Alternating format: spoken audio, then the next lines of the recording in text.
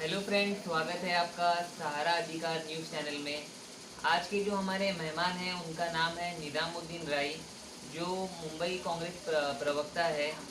आज हम उनके साथ काफ़ी विषय पर बात करेंगे।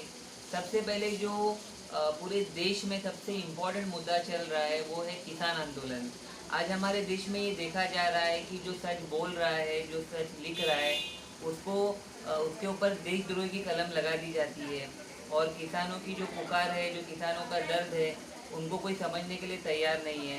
इस विषय पर हम निज़ामुद्दीन राय जी से जानने की कोशिश करेंगे कि किसान आंदोलन के बारे में जो हो रहा है वो सही है या गलत है। जो कृषि कानून है, जो मोदी जी जिसको वापस नहीं ले रहे हैं, उसके ऊपर उनकी क्या राय है। सर, स्वागत है आपका सहारा अधिकार न्यूज़ चैनल में। आज तकरीबन 2 महीने से ऊपर हो गया, किसान मर रहे हैं, तड़प रहे हैं, लेकिन अभी तक कृषि कानून को वापस नहीं लिया गया। इसके बारे में आप क्या कहना चाहते हैं?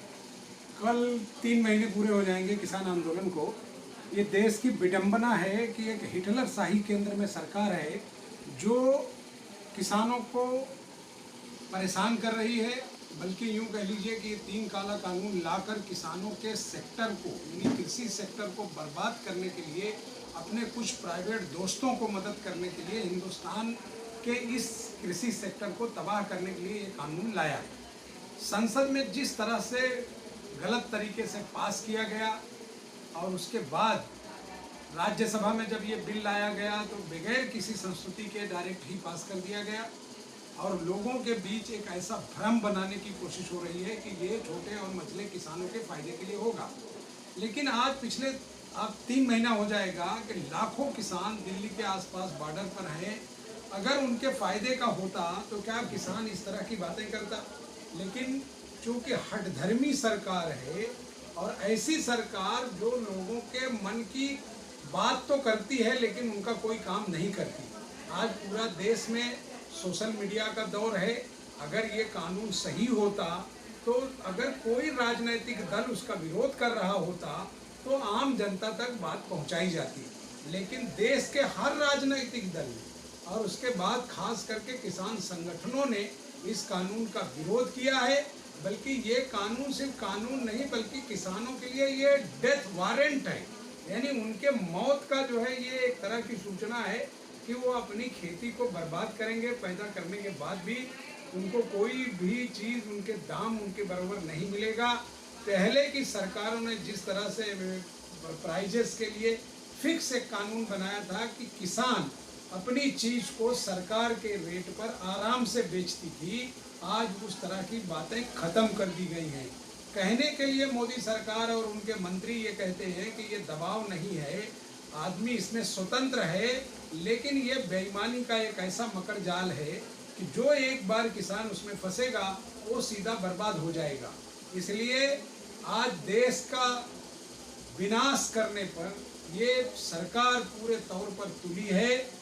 जिस तरह से अलग अलग सेक्टर को उन्होंने तबाह किया, एक कृषि प्रधान देश होने का जो गौरव था उसे भी एक दिन खत्म कर देंगे और देश के चंद उद्योगपतियों के हाथ किसानों की पूरी तकदीर उनके कब्जे में कर देंगे। किसानों की चीज़ को वो अपने तरीके से खरीदेंगे और मनमानी दाम पर वो मार्केट में बेचेंगे। इससे ना तो किसान को फायदा होगा ना आम जनता को फायदा होगा।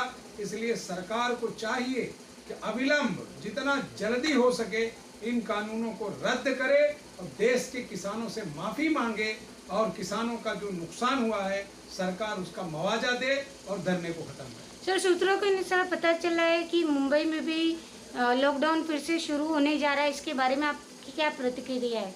ये अभी देश में 2 ऐसे राज्य हैं जहां कोरोना का असर बढ़ा है, खास करके महाराष्ट्र और केरल में।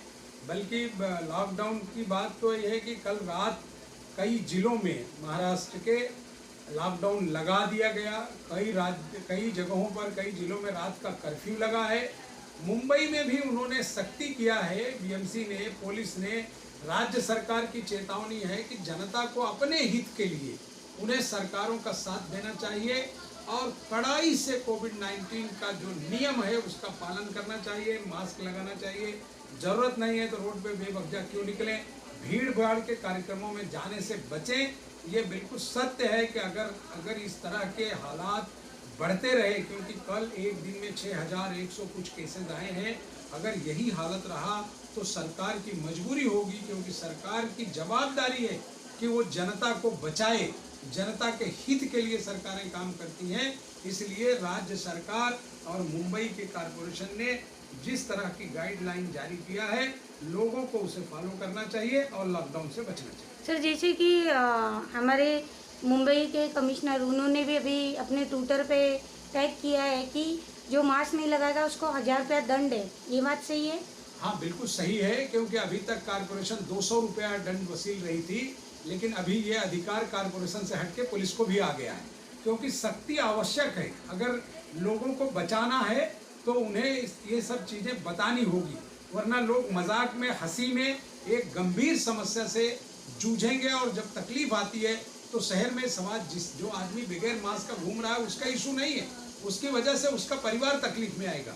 इसलिए शासन ने कठोर निर्णय लिए हैं और आम जनता से मैं भी अपील करता हूं, सरकार के लोग भी अपील कर रहे हैं कि आप जो है इस कोविड के दौर में जितना हो सके आप सरकार के नियम का पालन करें। सर, अगर हम कंपेयर करें नरेंद्र मोदी जी का 2014 से लेकर 2019 तक का सफर, तो हमें देखने मिला कि इन्फ्लेशन के प्राइसेस बढ़ गए, इकोनॉमी डाउन हो गई, और एक तरफ राहुल गांधी जी को यूथ आइकॉन बोला जाता है। वो यूथ के लिए हमेशा आगे रहते हैं और यूथ को कांग्रेस में आगे बढ़ने का मोटिवेशनल टॉक भी देते हैं। तो क्या आपको लगता है कि इस सिचुएशन में आने वाले दिनों में राहुल गांधी इंडिया के बेहतर पीएम बन सकते हैं? देखिए, राहुल गांधी का सपना सिर्फ पीएम बनना नहीं है। राहुल गांधी के परिवार से कई लोग पीएम बने। राहुल गांधी का सपना है कि इस देश में जो संविधान के तहत सरकार चले वो उसके लिए काम करे। राहुल गांधी सिर्फ युवाओं के नेता नहीं है, सिर्फ युवाओं के लिए ही आज बात नहीं कर रहे हैं, बल्कि देश में हर उस पिछड़े वर्ग का जो गरीबी और तकलीफ में है उसके लिए राहुल गांधी संघर्ष करते हैं। इस देश में युवाओं के भविष्य के साथ केंद्र सरकार ने खिलवाड़ किया, तब राहुल जी को युवाओं के लिए उतरना पड़ा। इस देश में किसानों के साथ जब बर्बादी की बात आई और किसानों के इस काला कानून से किसानों को नुकसान पहुंचा, तब राहुल गांधी मैदान में आए। इसी तरह से इससे पहले जीएसटी, नोटबंदी, दूसरे जो कानून लाए वो सब देश हित में एक भी नहीं था, जनता के विरोध था। इसलिए राहुल गांधी हमेशा इस देश की जनता के लिए काम करते हैं। उन्हें इस बात की दिलचस्पी नहीं कि कांग्रेस सरकार बनाएगी, क्योंकि सरकार तो 50 साल कांग्रेस ने किया, लेकिन जिस तरह से राहुल गांधी देश में घूमकर या प्रियंका जी देश में घूमकर किसानों के लिए काम कर रही है, ऐसा कभी किसी लीडर ने नहीं किया। इसलिए आज देश का जनमानस जो है ये मन बना चुका है कि आने वाले दिनों में इस देश का भविष्य राहुल गांधी के हाथों में हो। सर, मेरा आखिरी सवाल है कि फर्स्ट जो लॉकडाउन था उसमें जनता को काफ़ी दिक्कतों का सामना करना पड़ा, कुछ लोग तो भूखे ही मर चुके थे और अभी भी वो अपनी समस्या से जूझ रहे हैं। बहुत सी नौकरियां ख़त्म हो चुकी है, बेरोजगार हो चुके हैं, उन लोग अपने घरों में बैठे हैं और ये सेकंड जो लॉकडाउन होगा इससे तो उनकी और कमर टूट जाएगी। इसके बारे में सरकार ने क्या सोची है? ये लॉकडाउन का जो विषय था ये केंद्र सरकार का विषय था। पूरे देश ने देखा कि गलत तरीके से लॉकडाउन लगा, जिसकी वजह से बहुत सारे भाइयों को इस देश में तकलीफ हुई। लेकिन अभी की जो हालात है पहले से अलग है। आज आपके पास समय है, आप उसको सुधार सकते हैं। उस दौर में भी महाराष्ट्र राज्य एक अकेला राज्य था जिसने सबसे ज़्यादा मदद लॉकडाउन पीरियड में किया और लोगों को काम देने का भी तुरंत शुरू कर दिया था। फ्री में खाना देने का जितना हो सका, अपने जो प्रवासी साथी आए थे बाहर से उनको भेजने का काम, फिर उनको बुलाने के बाद उनको काम देना। तो हमारी सरकार जो आज महाविकास आघाड़ी की है, इस राज्य में सबके हित को बराबर रखते हुए काम कर रही है। मुझे लगता है कि इतनी समस्याएं नहीं आएंगी, क्योंकि राज्य के जो प्रमुख हैं हमारे सरकारों के तीनों चारों, वो आपस में चर्चा करके जनता के हित को ध्यान में रखते हुए ही लॉकडाउन का कार्यक्रम करेंगे। Thank you very much.